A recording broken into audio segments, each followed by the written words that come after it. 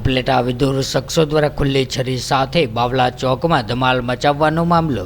2 દિવસ પહેલા અસામાજિક તત્વો વિધુર્મી શખ્સો દ્વારા બાવલા ચોકમાં ખુલ્લી છરી સાથે ધમાલ મચાવી હતી। ત્યારે બાવલા ચોકમાં ખુલ્લી છરી સાથે ધમાલ મચાવતા હિન્દુ સંગઠનોમાં આક્રોશ। ત્યારે હજારોની સંખ્યામાં લોકો ઉપલેટામાં રોડ ઉપર ઉતરીને આક્રોશ વ્યક્ત કર્યો હતો અને ઉપલેટા સજ્જડ બંદર રાખીને ઉગ્ર વિરોધ નોંધાવ્યો। ત્યારે ઉપલેટા હિન્દુ સંગઠનો અને હજારોની માંગ સાથે અસામાજિક તત્વોનું સર્કસ કાઢવામાં આવે જેવી માંગ સાથે વિરોધ નોંધાવવામાં આવ્યો હતો। ત્યારે ઉપલેટામાં ચુસ્ત પોલીસ બંદોબસ્ત પણ ગોઠવવામાં આવ્યો હતો, જેમાં એસઓજી, એલસીબી, ડીવાયએસપી સહિતનો પોલીસ કાફલો ચુસ્ત પોલીસ બંદોબસ્તમાં ગોઠવાયો હતો। ત્યારે ઉપલેટા પોલીસ દ્વારા અસામાજિક તત્વો વિધુર્મી શખ્સ વિરુદ્ધ ફરિયાદ નોંધીને કાર્યવાહી કરવામાં આવી હતી। ત્યારે ઉપલેટા પોલીસે મુખ્ય આરોપીને બાવલા ચોક ખાતે લાવીને રિકન્સ્ટ્રક્શન કરવામાં આવ્યું હતું।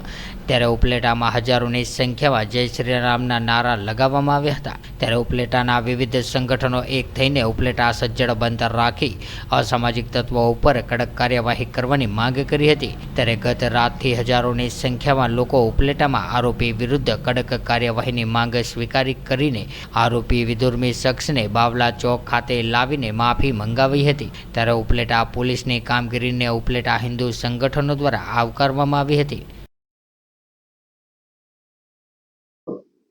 ગઈકાલે ઉપલેટા પોલીસ સ્ટેશનમાં જીપી એક્ટ 135 મુજબ એફઆઈઆર દાખલ કરવામાં આવી હતી, જેમાં પોલીસ દ્વારા બાવલા ચોકમાં મારામારીના આરોપીની શોધ અને ધરપકડ 24 કલાકથી ઓછો સમયમાં પૂર્ણ થતી હતી। આમાં હવે કાયદેસર કાર્યવાહી ચાલુ છે અને આરોપી પોલીસની ધરપકડમાં જ છે। હવે બધી ઉપલેટામાં સ્થિતિ શાંત છે। જીતુભાઈ સુવા, ઉપલેટા હિન્દુ સમાજ। શિવરાત્રી ને રાત્રે જે ઉપલેટાના બાવલા ચોકમાં જે ઘટના બની એ ઘટનામાં પોલીસ ખાતાએ જે સંપૂર્ણ પ્રમાણિકતા અને ઈમાનદારીથી જે કામગીરી કરી છે એ બદલ ઉપલેટા હિન્દુ સમાજ સમસ્ત પોલીસ ખાતાનો ખૂબ ખૂબ આભાર વ્યક્ત કરે છે।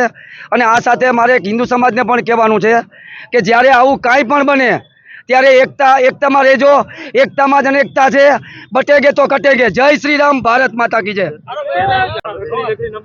મેહુલ ચંદ્રવાડિયા, હિન્દુ, ઉપલેટા। આજે શર્મનાક ઘટના 26 તારીખના શિવરાત્રિના દિવસે જે બની છે એ એક ખરેખર અમને ખુદને વિશ્વાસ નહોતો આવતો કે બાવલા ચોક જેવા બાવલા ચોકમાં જ્યાં ફેમિલી બધા સમાજના હોય છે, અહીંયા એવું નથી કે ભાઈ એક સમાજના લોકો ભેગા થાય છે, હરેક સમાજના લોકો બેની દીકરીઓ સાથે આ ઉનાળાનો માહોલ આવે છે તો અહીંયા બેસવા માટે આવતા હોય। ત્યારે આવા માહોલમાં ક્યાંક ને ક્યાંક કોઈ તલવાર લઈ અને ગામમાં ફરતું હોય એવા અમને ક્યારેય વિચાર પણ નહોતો આવ્યો। પણ આ જ્યારે બનાવ બન્યો ત્યારે હકીકતમાં અમને એવું થયું કે આ ન જેવી ઘટનામાં જો આટલું બધું ગંભીર સ્વરૂપ લઈ લીધું હોય અને આજે આ માણસને કોઈ નાની એવી કલમ છે, એમાં કલમમાં પણ કાંઈ એટલું બધું બન્યું નથી, પણ ત્યારે આજે એક સાથે ગઈકાલથી લગભગ 6 વાગ્યાથી ઉપલેટા તથા ગામડાના ઉપલેટા જ આમ તો છે, ઉપલેટાના હિન્દુ સમાજ લગભગ 10 થી 12 હજાર લોકો કાલ રાતના આમનામ હેરાન થાય છે। શું કામે? કારણ કે એક આ જે ઘટના બની છે એ કોઈને ગળે નથી ઉતરતી કે ભાઈ આવો એક ઘટના અહીંયા આપણા ઉપલેટામાં પણ બને।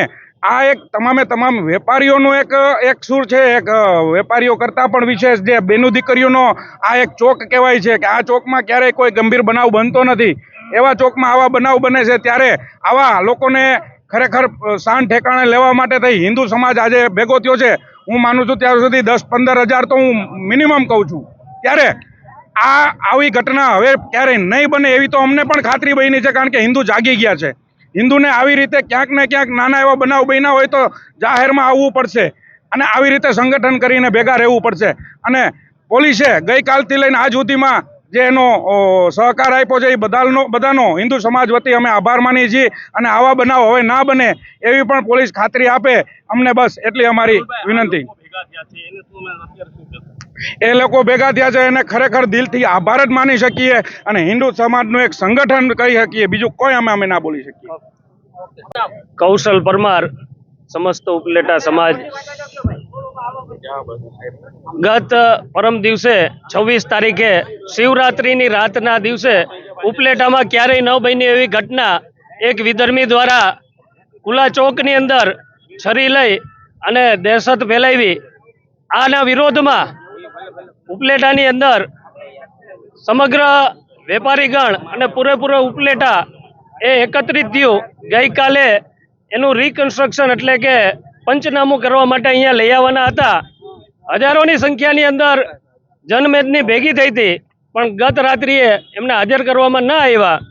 આજે સવારે એટલે તે 11 વાગે 11:30 વાગે એમને હાજર કરવામાં આવ્યા અને ઉપલેટા સ્વયંભૂ બંધ રહ્યું.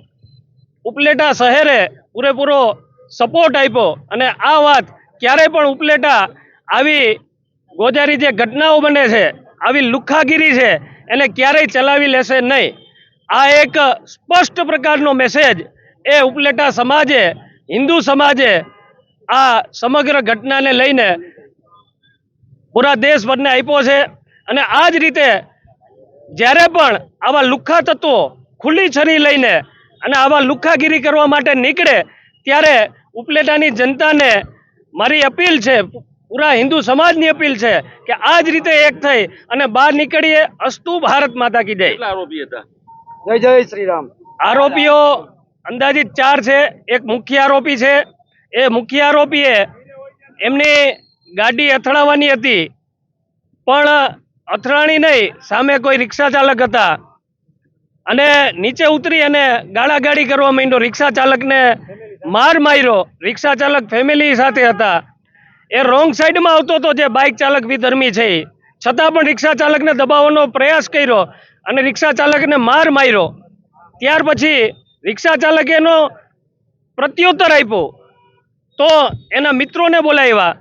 એ જે વિધર્મી બીજા મિત્રો આવ્યા એને પણ છરી લઈ અને મોટા અવાજે અમે ઉપલેટાના બાપ છીએ, અમે કોઈના બાપથી ડરતા નથી, અને આખા ચોકની અંદર જે નીકળે એને છરી લઈ અને આડા ઉભા રહીને પૂછતા કે તમે હતા ભાઈ, અમે ઉપલેટાના બાપ છીએ. આવી દહેશત ફેલાવી અને મોટી મોટી ગાળો, જે અહીંયા ફેમિલી જાહેર ચોકની અંદર કંઈ ને કંઈ કામ માટે આવ્યું હોય, નાસ્તો પાણી કરવા માટે આવ્યું હોય, એના અહીંથી નીકળી જવું પડ્યું બહેનો દીકરીઓએ.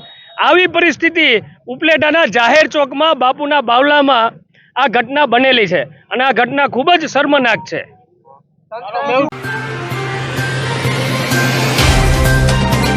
तो व्हाट्सएप, ट्विटर, फेसबुक, इंस्टा जहाँ भी आपका अकाउंट है, इसे शेयर बटन के द्वारा वहाँ पर शेयर करें